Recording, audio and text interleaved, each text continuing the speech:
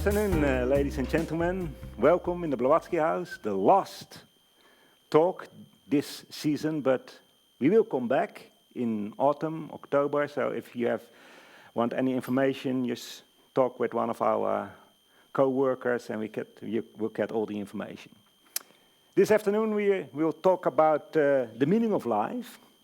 Maybe you don't immediately connect evolution, evolving beings such as humans and animals and gods with the meaning of life. But we hope to show you today that evolution and the meaning of life have everything to do with each other. The concept of evolution, however, as we understand it, from the point of Theosophy, it's totally different than as it is understood by modern science. And that conclusion you had already drawn yourself, undoubtedly, if you look at the title, because you will often hear scientists speak about evolution of animals and even plants and humans, but you never will find in a scientific scripture the words evolution of gods. Yet we say that gods, and gods are beings who have evolved beyond the human kingdom. Gods will also grow in consciousness. They evolve exactly like humans and animals and plants and minerals, and even less far evolved beings such as elementals, the elemental kingdoms.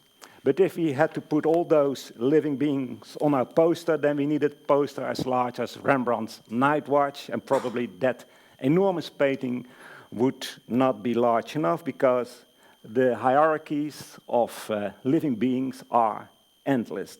There are numerous, countless living beings, but what they all have in common is that they all evolve. Well, let's try to explain this in this talk. And I will try not to be spacey or vague, but you never know. If you can follow me, if you have any questions, you may interrupt me at any moment you want, because since this subject is for a lot of people rather strange and unknown, it may become vague or spacey. So don't hesitate, ask your questions. Well, in order to make the theosophical view on evolution a little bit logical, we have, firstly, to ponder about three key ideas, three basic thoughts: boundlessness, cyclicity, and uniformity and growth. The core idea is boundlessness. And boundlessness we use in every sense of the word. So it relates to space and to duration. Space is infinite in the sense that it has always existed, and it will always exist.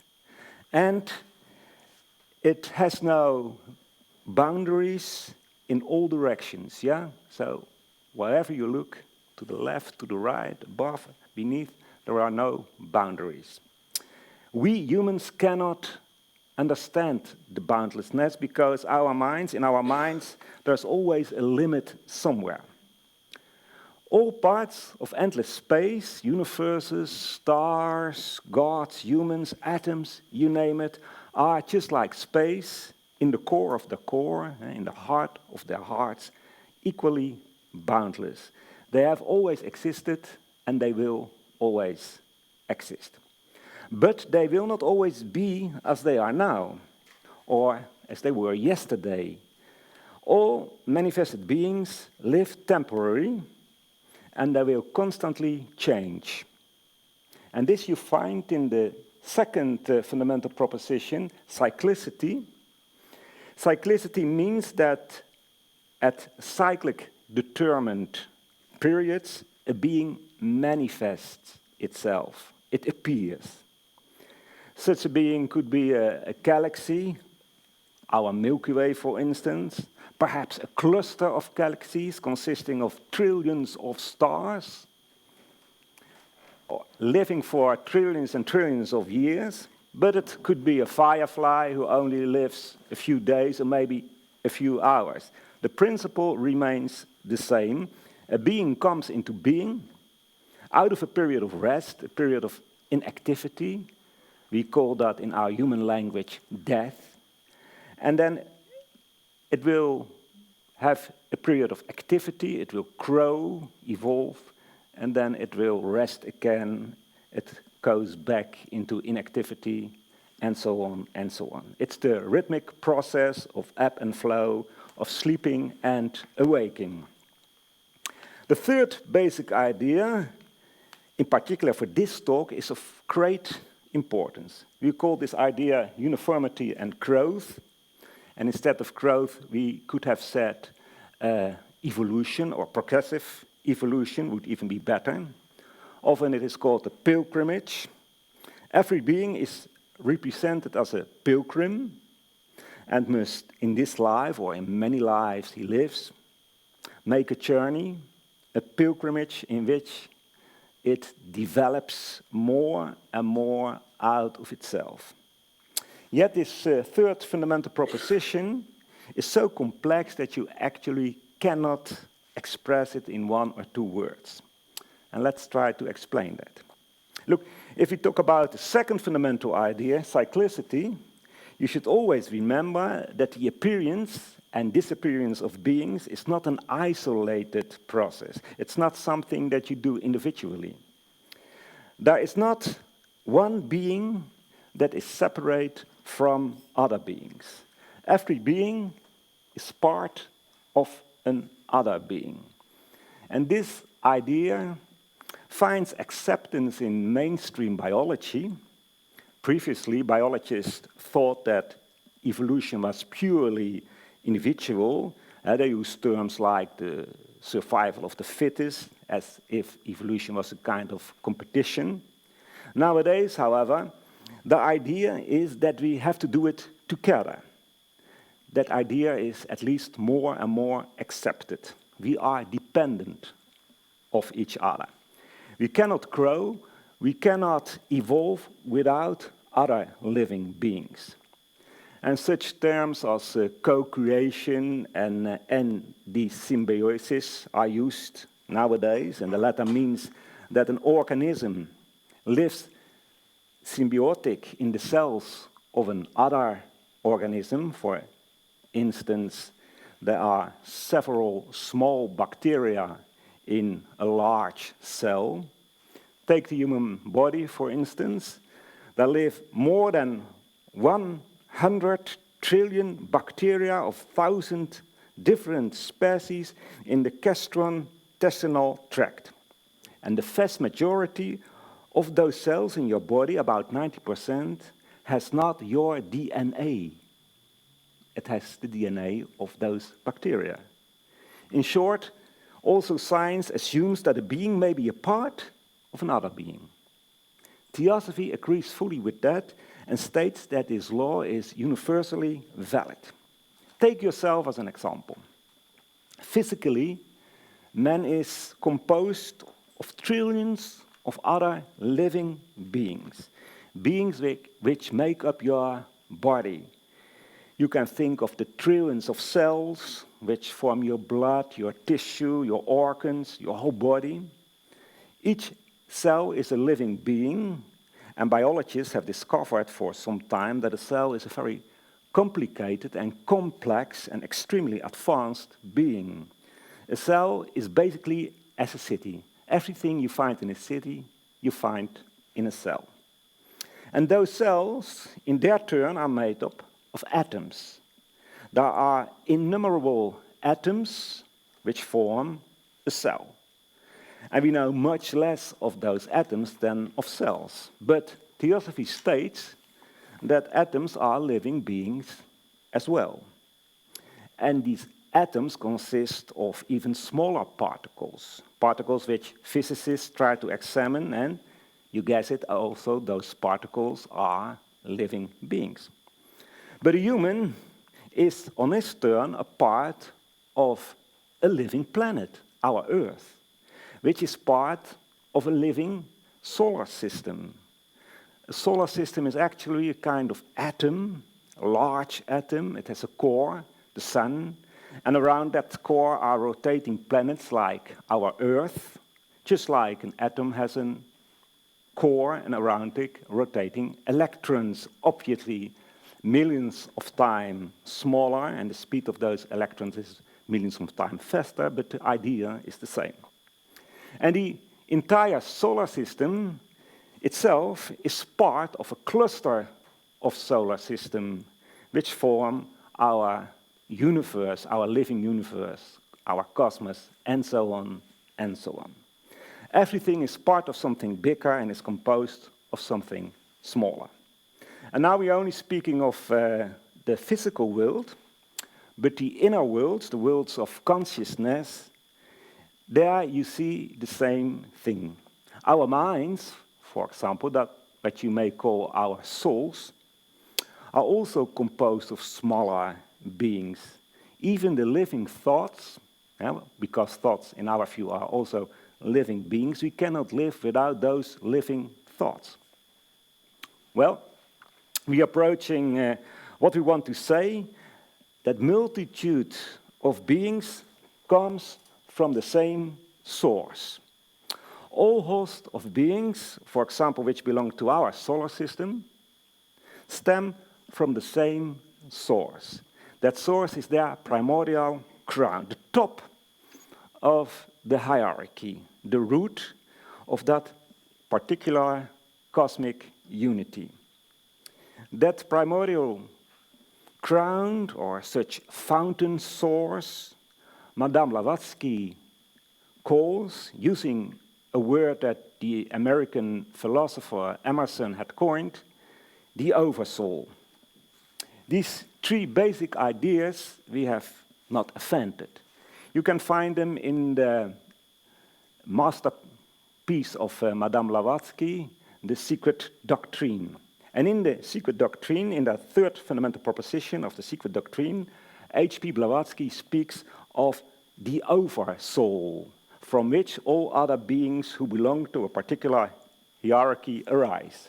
Literally, it states, the fundamental identity of all souls with the universal oversoul, the latter, so the oversoul, being itself an aspect of the unknown root of the boundlessness, and the obligatory pilgrimage of every soul, a spark of the former, a spark of the oversoul, through the cycle of incarnation or necessity in accordance with cyclic and karmic law during the whole term.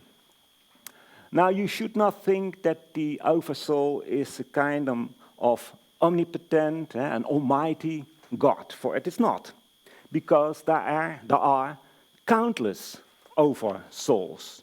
Each stop of a hierarchy is an oversoul. And that's why it says that the oversoul itself is an aspect of the unknown root, the boundlessness. Indeed, there are no limits. There are no endpoints. But let's limit ourselves in this talk to our hierarchy, our cosmos, and you can decide for yourself how big it is. It is our horizon. But we should never forget that there are grander hierarchies of life beyond our horizon. Now, our cosmos is one immense, huge organism, and everything that lives in that cosmos stems from the same source, from the oversoul. And it comes out through a process of emanation. Are there any questions so far? Everything clear? Yes, please. I have a question about boundlessness. Everything you say about the other two propositions is in a way visible for me. I can do something with that because I can understand your examples and I can think about it and it is logic in a way, as far as I can see. But the boundlessness, what is a proper way to investigate that? Because I have no vision on that. It's the first fundamental proposition, so it's a hypothesis. Yeah. So you cannot prove it for yourself, But the contrary, that there are limits, is in fact an absurd thought. And you cannot imagine that there is that there are limits in the world, because that means that every new experience, every new thought, every new feeling, yeah, cannot exist, because every new experience means that there is something new in you, so you have something, there is something to grow in your consciousness. And if you cannot grow in your consciousness because there is a limit, then in fact it's a kind of hell. So we cannot prove boundlessness, but nevertheless we think it's the most logical concept to think about it. And we cannot find limits in nature, in the cosmos, in our minds, not even in the big ones. If you go to the universe and you try to find a limit, you cannot. Scientists don't find a limit. And if there is a limit, the first question is, what is behind the limit? Yeah? If you talk with children about the idea of how the cosmos arose, yeah, about the Big Bang theory, the first thing a child asks, what was before the Big Bang? Because that's normal. Yeah? So you cannot prove boundlessness, but you can accept it as a hypothesis. And are there any arguments that the boundlessness cannot exist? Then we are the first to drop that idea. But I'm 63 years old now. I've never heard one argument that the boundlessness cannot exist. So as far as I'm concerned, for me, the hypothesis is still valid. Yeah, but that's something you all have to prove for yourself. Yeah? All right. The oversoul and all beings, I said, come into existence by a process of emanation. Now, what is emanation? That is a very important question. It's originally a Latin word, emanatus, meaning having flowed. So emanation means something like flowing out, getting out, or flowing forth. In other words, the process of emanation involves an outflow, an outpouring, an appearance of something. Compare it with a river that flows out from a source. You can say, for instance, that the river Rhine is emanated from a source somewhere in the Alps, the mountains in Switzerland. When you have this image in your mind, a river emanating from a source, you should immediately involve something, and that is that the source remains where it is. That source does not flow along with the river. That is essential in the process of emanation. In other words, within a being, we call it a source being, there is another being, and that being emerges from that source being. It flows forth from that source being, it emanates from it, but that source being remains on its own level. Let me give you another example, the sun. The sun pours out all sorts of electromagnetic vibrations, such as visible light and radio waves and so on. Those rays come from the sun. The sun emanates those rays, those sunbeams or solar winds or whatever you want to call them.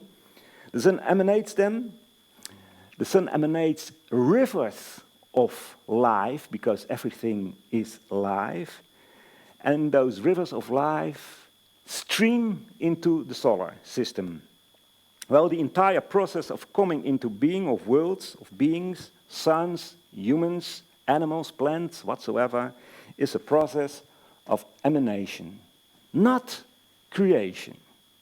Creation means to make something out of nothing, and that is impossible in our view. That being already exists, it is already there, it is, so to speak, hidden in the source. being. It's not evolution, at least not in the materialistic scientific theory of evolution, which states that the being evolves because of physical changes. No, it's emanation. All so-called stories of creation, whether you take them from India or the old Greeks or the old Egyptians or the Native Americans or whatever, are all stories of emanation. Something that already exists comes into being because of a process of emanation. It appears in the outer world, it leaves its parent source and manifests itself in the outer sphere because a more evolved being emanates it. I give you an example of a mythological representation of the process of emanation, the ancient Gnostic stories, such as found in Nag Hammadi in Egypt. Yeah? The various emanations in those stories are called eons.